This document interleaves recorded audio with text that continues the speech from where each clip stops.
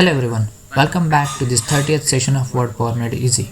Today we will see at the various derivations of words which we have discussed in session 28. So let's get started, shall we?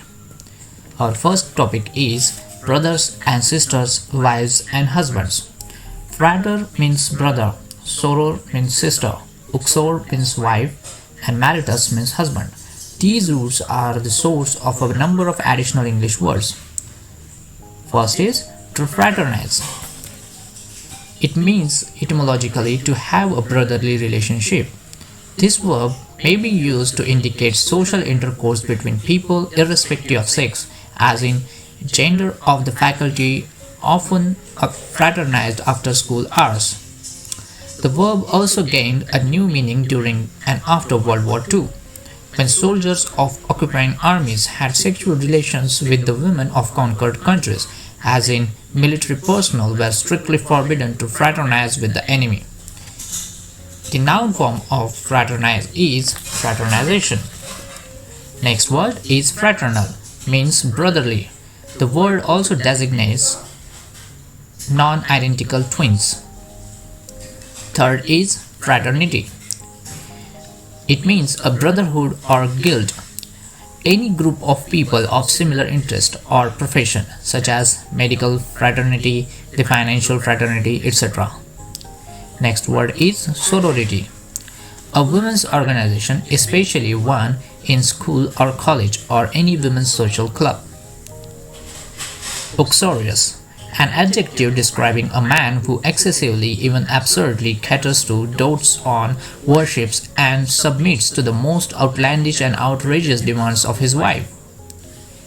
The uxorious husband is dominated only by his neurosis, and quite likely the wife finds his uxoriousness comical or pain in the neck. Next word is uxorial. It is pertaining to, characteristic of, or befitting a wife as uxorial duties, privileges, attitudes, etc. Marital, etymologically pertaining or referring to or characteristic of a husband, but the meaning has changed to include the marriage relationship of both husband and wife, as marital duties, obligations, privileges, arguments, etc. Extramarital is literally outside the marriage, as in extramarital affairs. And premarital describes events that occur before a planned marriage, such as a premarital agreement as to the division of property, etc. Next part is of Cabbages and Kings, but without the cabbage. Regis is Latin for king. Tyrannosaurus rex was the king, that is the largest of the dinosaurs, etymologically king of the tyrant lizard. And regal is royal or fit for a king, hence magnificent, stately, imperious, splendid, etc., as in regal bearing or manner, a regal mansion, a regal reception, etc. The noun is regality. Regalia, a plural noun, designated the emblems or insignia or dress of a king, and now refers to any impressively formal clothes, or more commonly to the decorations, insignia, or uniform of rank, position, office, social club, etc. For example, the 5-star general appeared in full regalia, etc. Next part is madness of all sorts. The monomaniac develops an abnormal obsession in respect to one particular thing, but is otherwise normal. In Greek, monos means one. The obsession itself or the obsessiveness is monomania, and the adjective is monomaniacal. Psychology recognizes other abnormal states, all designating obsession and built on Greek mania meaning madness. First is dipsomania. It is a morbid compulsion to keep on absorbing alcoholic beverages. In Greek, dipsa means thirst. The dipsomaniac has been defined as the person for whom one drink is too many, 1,000 not enough. The adjective is dipsomaniacal. Kleptomania. morbid compulsion to steal, not from any economic motive, but simply because the urge to take another possession is irresistible. The kleptomaniac, the kleptomaniac is built on Greek root klept means thief, and the kleptomaniac may be wealthy and yet be an obsessive shoplifter. The adjective is kleptomaniacal. Our next word is pyromania. It is a morbid compulsion to start fires. Pyromania should not be confused with incendiarism, which is the malicious and deliberate burning of another's property, and is not a compulsive need to see the flames and enjoy the thrill of the heat and the smoke. Some pyromaniacs join volunteer fire companies, often heroically putting out the very blaze they themselves have started. An incendiary is antisocial and usually starts fire for revenge. Either of these two dangerous characters is called colloquially a firebug. In law, setting fire to another's or to one's own property for an improper purpose, such as economic gain, for example, the collection of the proceeds of an insurance company, is called arson and is a criminal act. The pyromaniac sets fire to property for the thrill, the incendiary for revenge, and the arsonist for money. Pyromania is built on Greek pyros, meaning fire. Incendiarism is built on Latin word incendo or incensus, meaning to set fire, and arson is built on Latin word ardo or arsus, meaning to burn. The adjectival form of pyromaniac is pyromaniacal. Our next word is megalomania. It is a morbid delusion of grandeur, power, importance, godliness, etc. Hitler, Napoleon, and Alexander the Great have been called megalomaniacs. All three certainly had delusions about their invincibility.